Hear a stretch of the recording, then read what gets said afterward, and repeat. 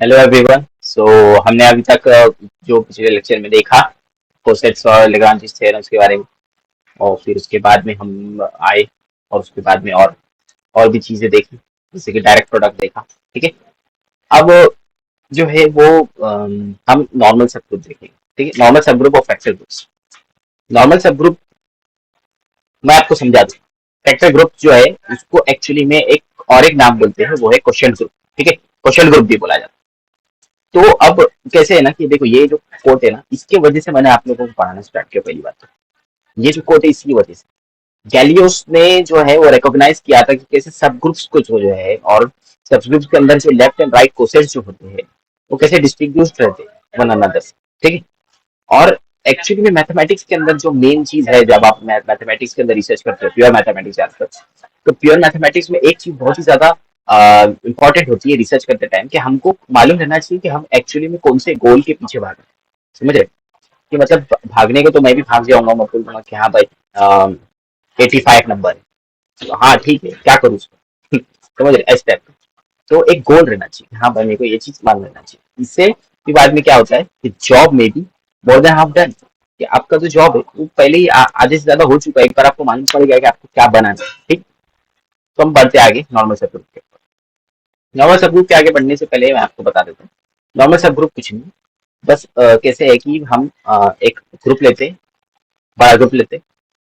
उसका सबसेट रहता है एच, तो वो सब ग्रुप हो गया उसका। अब अगर लेफ्ट को सेट्स सब ग्रुप के अंदर और राइट को सेट्स जी के अंदर, वो दोनों अगर एक दूसरे से इक्वल हो जाते हैं, तो वो जो है वो एक पूरा के पूरा नॉर्मल सब ग्रुप होता है। वो जो पूरा के पूरा जो ग्रुप है वो नॉर्मल सब ग्रुप होता है। अब अपन डेफिनेशन की तरफ से देखें। ठीक है। डेफिनेशन बोलती है कि अ सब ग्रुप एच, जैसा हमने अब भी देखा, कि सब ग्रुप एच ऑफ ग्रुप जी, मतलब एक बड़े ग्रुप जी का एक सब ग्रुप एच नॉर्मल ग्रुप बोला जाता है ऑफ जी। नॉर्मल सब ग्रुप बोला जाएगा जी का अगर if left coset A H is exactly equal to right coset of all a in G. A H left coset और राइट कोसेट, जो भी ए है, जो आपने लेफ्ट साइड में जो लेफ्ट कोसेट के अंदर ए से मल्टीप्लाई किया और राइट कोसेट के अंदर ए से मल्टीप्लाई किया, वो दोनों भी जी के अंदर डिफाइंड होने चाहिए, मतलब जी के अंदर रहना चाहिए। तो वो दोनों एक दूसरे के इक्वल रहेंगे, तो मतलब क्या हो गया, ये एक नॉर्मल सब ग्रुप। नॉर्मल सब ग्रुप को इस तरीके से डिनोट करते हैं एच और ये, और हम मोस्टली इसको इस तरीके से भी देखते हैं। एच है इज अ नॉर्मल सब ग्रुप ऑफ जी। ठीक है, इस तरीके से हम इसे डिनोट करते हैं। तो ये जो है एच जो सब ग्रुप है वो इस ग्रुप का सब ग्रुप है। ठीक है, एच सब ग्रुप है इसका, और ये जो साइन है इसको सब ग्रुप बोलते हैं। ठीक है, ये है सब। अब इस तरीके से हमने डेफिनेशन देख लिया नॉर्मल सब ग्रुप का, आपको हो सकता है समझ में आ गया होगा। Left coset is equal to right coset हो गया जी के अंदर, तो वो जो सब ग्रुप है वो नॉर्मल सब ग्रुप है। ठीक है। अब इसके अंदर थोड़े से और डेफिनेशन है, इसके अंदर वो बता रहे हैं कि ऐसे मत समझो कि जो एच है वो नॉर्मल जी से,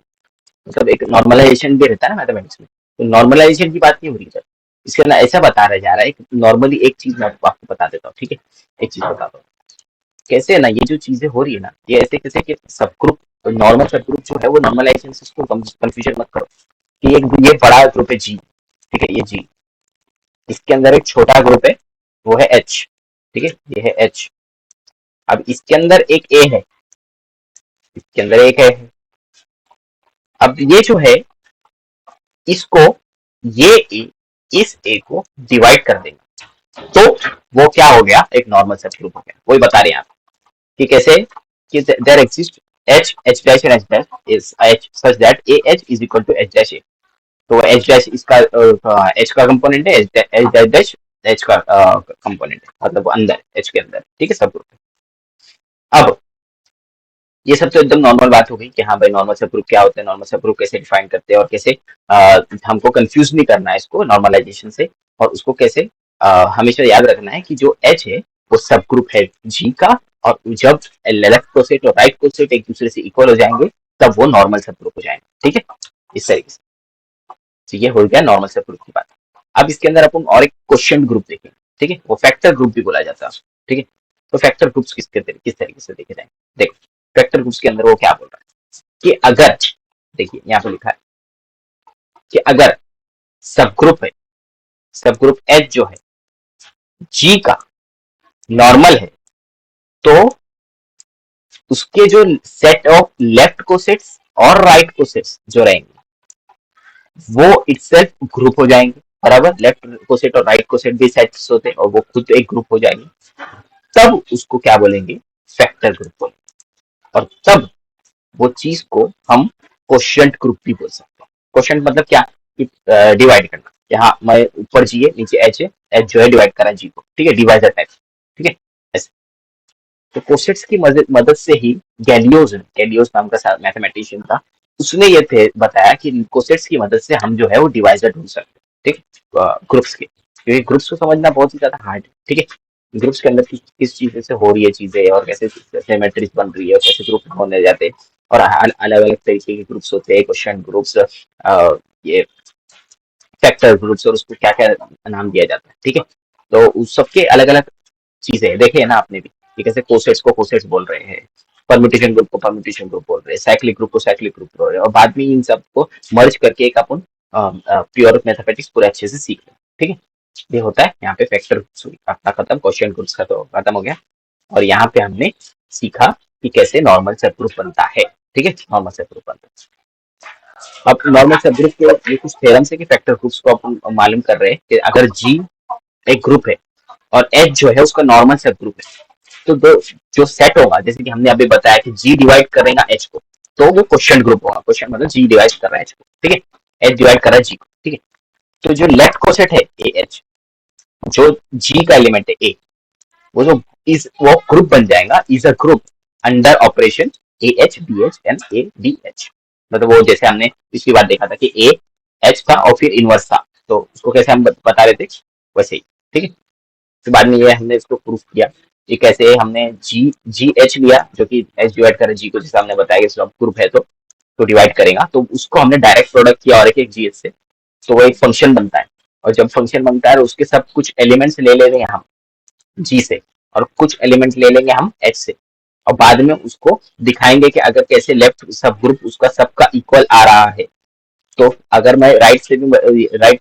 लेफ्ट सब ग्रुप और फिर बाद में इसे कंप्यूटेशन करने के बाद थोड़ा अलजेब्रा करेंगे तो यहाँ पे राइट में भी आ जाएंगे एलिमेंट्स, और कैसे ए और बी जो है लेफ्ट और राइट कोसेट को ऐसे सैंडविच कर रहे हैं बीच में सब ग्रुप को, तो वो नॉर्मल सब ग्रुप हो जाता है। नॉर्मल सब ग्रुप होने के बाद हम उसको एसोसिएटिव प्रॉपर्टी मानते हैं कि multiple use of associative properties use होंगी, और उसके बाद में हमें लास्ट में ऐसे एलिमेंट्स मिलेंगे कि हम कैसे भी तरीके से कुछ भी करके, कैसे भी अल्जेब्रास मिला मिला के, एसोसिएटिव लगा लगा के, ट्रांसिटिविटी लगा लगा के, आइडेंटिटी लगा लगा के, सिमेट्री लगा लगा के, इतने सारे प्रॉपर्टीज लगा लगा के कैसे भी करके हम उसे इक्वल मानेंगे। ये देखो ये this prove that G of H is a group, मतलब G divide H is a group, मतलब क्या, question group G H G divide, ये जी डिवाइड बाय एच, मतलब कि क्वेश्चन ग्रुप जो जी जो एच जो जी को डिवाइड कर रहा है वो एक क्वेश्चन ग्रुप बनता है, कब, जब सारे एलिमेंट जो है, मतलब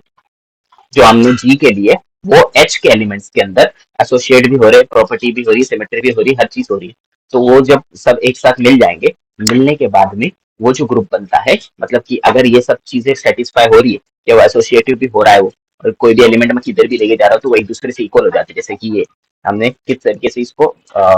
सैंडविच किया है एच को हर जगह से, तो भी वो एक दूसरे के इक्वल आ रहा है, मतलब मैं कहीं से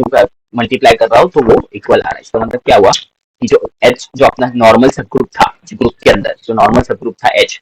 उसके जो एलिमेंट्स है वो जी के एलिमेंट्स के साथ अगर वो मिल रहे हैं तो वो कैसे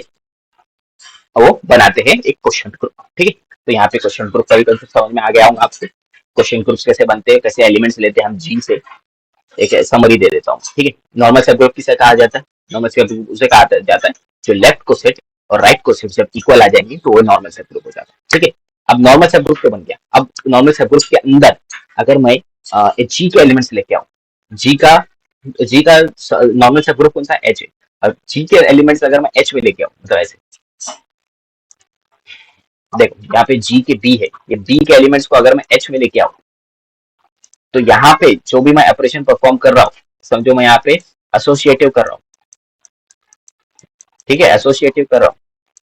तो एसोसिएटिव वहां पे प्रॉपर्टी फॉलो हो रही है, मतलब कि मैं जी के एलिमेंट्स कुछ भी ले लूँ यहाँ से,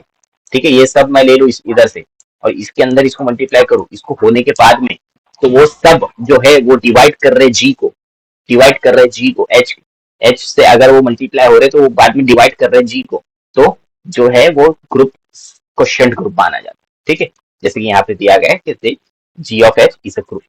मतलब क्या कि question group, G of G divided by H question group क्या है, ठीक है। यहाँ पे कुछ एग्जाम्पल्स है जिनको आपको थोड़ी ध्यान से पढ़ना है, अगर आपको पढ़ना है तो मैं लिंक कर दूंगा पीडीएफ डिस्क्रिप्शन में, क्योंकि जो रीडिंग्स बहुत है इसके अंदर, क्योंकि आप जितना ज्यादा रीडिंग करेंगे उतना ज्यादा समझेंगे,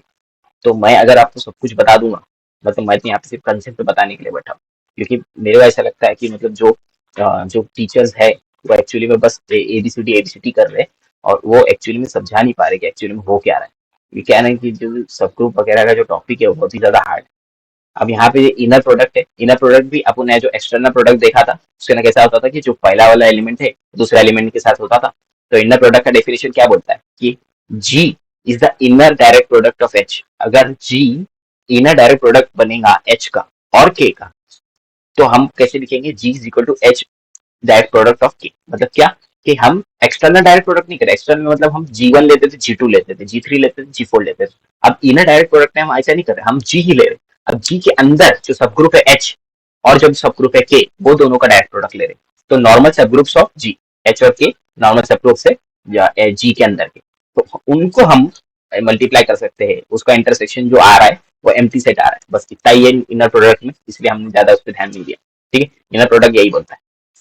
ये इस तरीके से वो डिफाइन कि कैसे एक बड़ा ग्रुप है जी, उसके अंदर एक एच, उसके अंदर के, और जो उसका इंटरसेक्शन आता है वो आइडेंटिटी एलिमेंट आता है। इसका मतलब ये हुआ कि अब आप सोचो एक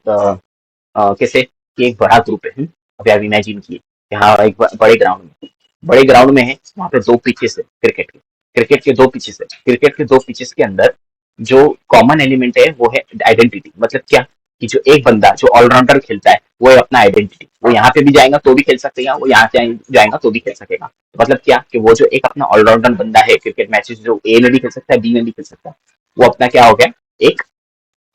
इनर प्रोडक्ट का एक ये हो गया, अपना रिजल्ट हो गया, इनर प्रोडक्ट का रिजल्ट हो गया, कैसे कि आइडेंटिटी भी मिल रहा है अपने को वहां पे, और जो दो एक बड़े ग्रुप का एक बड़े ग्राउंड का दो जो सब ग्रुप है, मतलब जो दो जो पिच है, वो दोनों पिच के अंदर वो बंदा अकेला खेल सकता है, और उसका जो इंटरसेक्शन करेंगे दोनों में से इंटरसेक्शन करेंगे, तो इंटरसेक्शन करने में मिल रहा है कि यहाँ पे बैट्समैन से, यहाँ पे बॉलर से, यहाँ पे थोड़े बैट्समैन से, यहाँ पे थोड़े बॉलर से, तो इनमें से लेकिन सबसे ज्यादा ऑलराउंडिंग को रहे तो अपना आइडेंटिटी, आइडेंटिटी मतलब क्या कि अपना ऑलराउंडर प्लेयर, तो इस तरीके से आप समझ सकते हैं, ठीक है,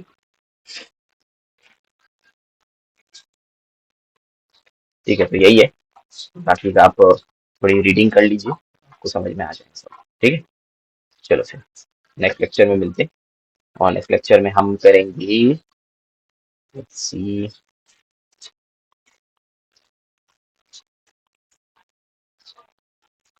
कैलियोस, ये वही है जिसने अपने को बताया कैसे कि जब आपको कोई चीज मिल जाएगी कि हाँ भाई मेरे को अब अम, ये जो मैंने मैथमेटिक्स का चीज निकाला हो वो जो है ये यूज में आएगी, तो आपका जो रिसर्च का आधा काम वहीं पे होगा, ऐसे, ठीक है, उसके बाद में हम ग्रुप होमोमॉर्फिज्म देखेंगे, अब जो है वो जो ग्रुप थ्योरी का मेन क्रस्ट स्टार्ट हो रहा है, होमोमॉर्फिज्म और ऑटोमॉर्फिज्म और एंडोमॉर्फिज्म और एपिमॉर्फिज्म और आइसोमॉर्फिज्म हो गया अपना, तो होमोमॉर्फिज्म आया, ठीक है, तो हम देखते हैं फिर नेक्स्ट लेक्चर में, बाय।